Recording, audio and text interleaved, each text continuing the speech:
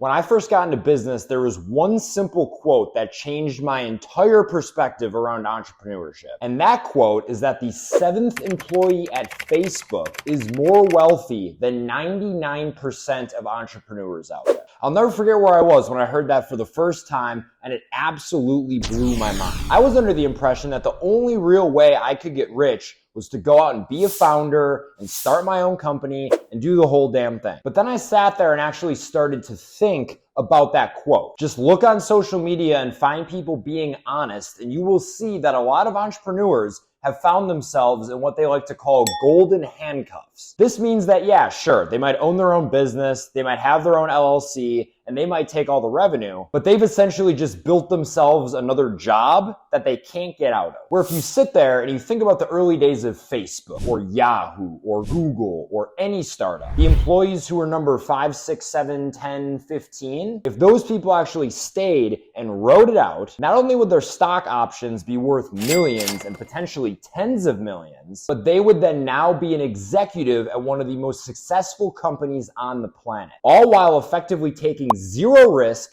putting up zero of their own capital, and still having a majority of the upside. Now, if you're watching this video and you already own your own thing, cool. But if you're watching this video and you don't already have your own company, I want you to listen up. Apart from my YouTube growth agency called YT Jetpack, I have never been a founder. I've always been a co-founder or somebody who was brought in at the very, very early stages to help scale the company. And this plays into the exact Facebook dilemma that I just explained. When I heard that quote, my philosophy started to become not what kind of company can I start, but what kind of idea can I see in somebody else, help them take that to market, and probably do it in a more efficient amount of time. So then rather than having all the pressure on me and the stress and needing to find the capital and employees and legal and all the things that come with starting a business, my mission then became to find somebody who is smarter than me, who already had product market fit, so that I could come in and really take things to the next level. And honestly, whether you're a high school graduate, just graduated with your undergrad in business, or even thinking about entering the world of